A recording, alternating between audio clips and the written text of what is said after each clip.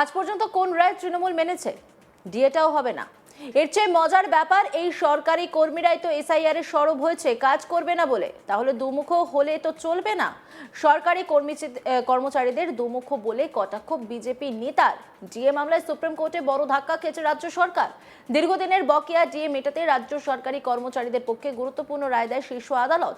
বৃহস্পতিবার সকাল 10:30 নাগাদ মামলার রায় ঘোষণা শুরু করে বিচারপতি সঞ্জয় কারোল এবং বিচারপতি প্রশান্ত কুমার মিশ্রের বেঞ্চ। আদালত স্পষ্ট নির্দেশ দেয়, রাজ্য সরকারকে অবিলম্বে 25% ডিএ দিতে হবে, যার সঙ্গে যুক্ত থাকবে এরিয়ার অর্থ। পাশাপাশি বাকি 75% বকেয়া ডিএ আগামী 31 মার্চের মধ্যে মিটিয়ে দেওয়ার নির্দেশ দেওয়া হয়েছে। এই রায়ে রাজ্য সরকারি কর্মচারীদের মধ্যে স্বস্তির আবহ। রবিবার সকালে প্রাতঃভ্রমণে ইকো পার্কে আসেন বঙ্গ বিজেপির দাবাং নেতা দিলীপ ঘোষ। প্রাতঃভ্রমণ সেরে সাংবাদিকদের মুখোমুখি হয়ে ডিএ প্রসঙ্গে বলেন, আজ পর্যন্ত কোনো রায় তৃণমূল মেনেছে? ডিএটাও হবে না। এর চেয়ে মজার ব্যাপার, এই সরকারি কর্মীরাই তো এসআইআর এর সরব হয়েছে কাজ করবে না বলে। তাহলে দুমুখ তো হলে চলবে না। কি বলছেন দিলীপ ঘোষ, শুনবো। দিয়ে দিল রায় সুপ্রিম কোর্ট। মমতা ব্যানার্জি যদি না দেন কি করে দেবে? তাকে বরখাস্ত করবে? কোর্টের সে অধিকার আছে, সরকারকে বরখাস্ত করতে পারে। জাজমেন্ট নেওয়া এক আর সেটা বাস্তবায়িত করা এক। করবে তো এখানকার সরকারের পুলিশ, তারা করবেই না। আজ পর্যন্ত কোর্টের কোন রায়টা মমতা ব্যানার্জি মেনেছেন? মানবে না, কারণ 2,500 কোটি টাকা কোথা থেকে আনবে? সেই টাকাটা অলরেডি চলে যাবে ওখানে লক্ষ্মী ভাণ্ডারে, যাতে ভোট কেনা যায়। সরকারি কর্মচারীদের টাকা দিক আর না দিক, তাদের কাজ করতে হবে। আরও মজার ব্যাপার, এই সরকারি কর্মচারীরা যারা ডিএর জন্য বছরের বছর আন্দোলন করছেন, সরকারকে দোষ দিচ্ছেন, তারাই এসআইআর প্রক্রিয়াকে জটিল করেছেন টিএমসির কথা মেনে। তারাই টিএমসির হয়ে ইউনিয়ন তৈরি করে ইলেকশন কমিশনকে ঘেরাও করেছেন যে আমরা কাজ করব না। তো দুই মুখ তো হবে না। আপনি ওদিকেও সুবিধা নেবেন আর এদিকে অধিকারের কথা বলেন, এটা চলবে না। মল্লিকের বাড়িতে তো গেল নভিসের পদ্মশ্রী প্রসেনজিতের বাড়িতে সুকান্ত, তাহলে কি ভোটের মুখের তারকা বাঁচতে ব্যস্ত বেশি? আমি জানি না, কিন্তু এটা তো স্বাভাবিক। কোনো বিশেষ ব্যক্তি যদি পুরস্কার পান, তাকে অভিনন্দন করা উচিত। আর পশ্চিমবাংলায় এবারে 1 ডজন লোক প্রায় পেয়েছেন পুরস্কার। বিভিন্ন ক্ষেত্রে তারা যশস্বী লোক, তাদেরকে সম্মানিত করা, বাড়িতে যাওয়া উচিত, করা উচিত সম্মান। এসআইআর প্রসঙ্গে দিলীপ ঘোষ বলেন, পশ্চিমবঙ্গে এসআইআর সবচেয়ে জটিল। যাদের সরল করা কথা ছিল তারাই ইচ্ছে করে জটিল করেছে, সকলকে হিয়ারিং নোটিশ দিয়েছে।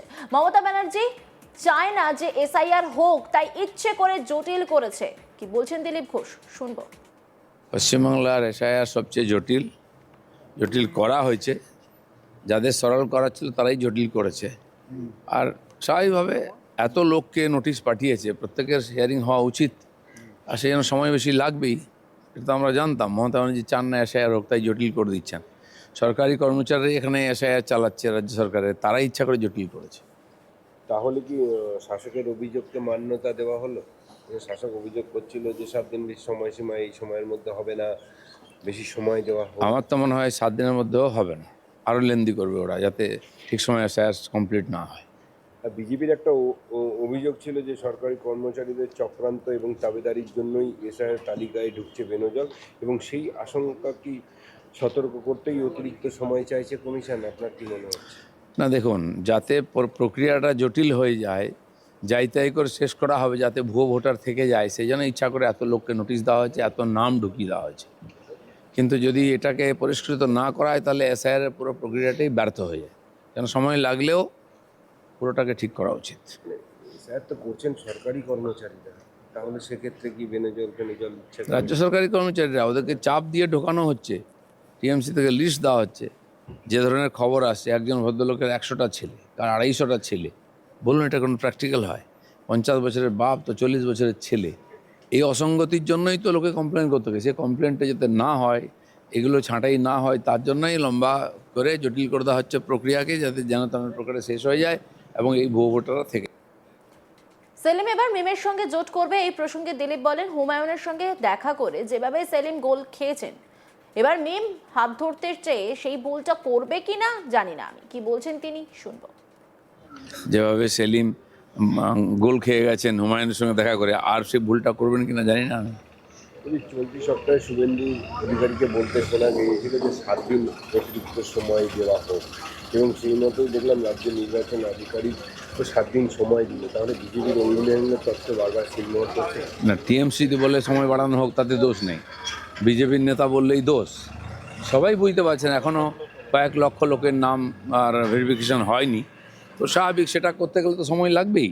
সব কিছুর একটা সীমা আছে। এত বেশি নাম এসছে যেগুলো অপ্রয়োজনীয় নামকে নোটিশ দেওয়া হয়েছে, দিয়ে জিনিসটাকে জটিল করা হয়েছে, কিন্তু প্রক্রিয়া পুরো করতেই হবে। আরও এক ধাপ এগিয়ে দিলীপ ঘোষ তুলনা টানেন ভিন রাজ্যের শ্রমিকদের প্রসঙ্গে। তিনি বলেন, বিহার থেকে যদি কোনো ডেকোরেটর বাংলায় এসে কাজ করেন তাহলে কি তাকে ধরে নেওয়া হবে? পাশাপাশি সীমান্ত প্রসঙ্গ টেনে তিনি অভিযোগ করেন, বাংলাদেশ থেকে অনুপ্রবেশ করে যারা লুটপাট চালাচ্ছে তাদের বিরুদ্ধে কার্যকর ব্যবস্থা নিতে পুলিশ ব্যর্থ। দিলীপ ঘোষ আরও বলেন, পশ্চিমবঙ্গের প্রায় 50 লক্ষ শ্রমিক ভিন রাজ্যে কাজ করেন, সেক্ষেত্রে অন্য রাজ্যের পুলিশ যদি তাদের ধরে জেলে ভরে দেয় সেটা কি মেনে নেওয়া যায়? এই ঘটনার মাধ্যমে রাজ্যের রাজনৈতিক সহনশীলতা ও প্রশাসনিক নিরপেক্ষতা নিয়ে নতুন করে প্রশ্ন উঠছে। কি বলছেন তিনি, শুনবো। না, পোস্টার কে লাগাবে, তাকে ধরার অধিকার কে দিয়েছে পুলিশকে? সব পার্টি পয়সা দিয়ে ইলেকশনে কাজ করায়, পোস্টার লাগায়। যে ডেকোরেটর যদি বিহার থেকে আসে, দিয়ে এখানে প্যান্ডেল তৈরি করে, তাকে ধরে নিয়ে যাবে পুলিশ?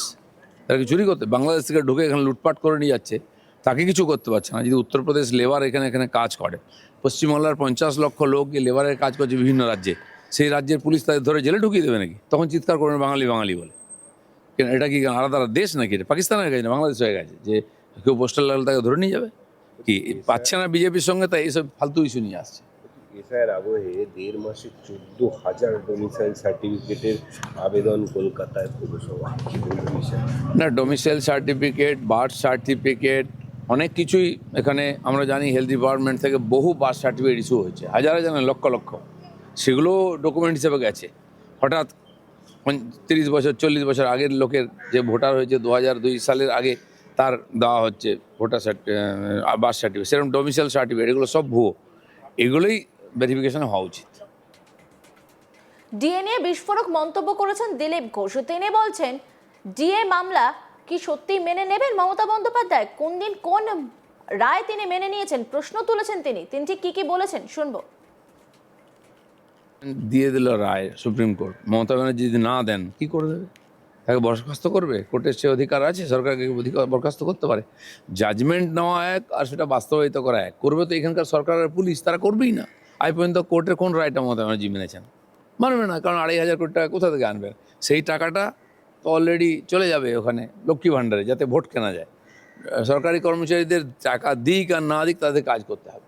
আরও মজার ব্যাপার, এই সরকারি কর্মচারী যারা ডিএর জন্য বছরের বছর আন্দোলন করছেন, সরকারকে দোষ দিচ্ছেন, তারাই এসআইআর প্রক্রিয়াকে জটিল করেছেন টিএমসির কথা মেনে। তারাই অন্যান্য খবরের আপডেটের জন্য অবশ্যই নজর রাখুন আজ তাক বাংলার ইউটিউব স্ট্রিমিংয়ে। লাইক, কমেন্ট, শেয়ার এবং সাবস্ক্রাইব করতে ভুলবেন না।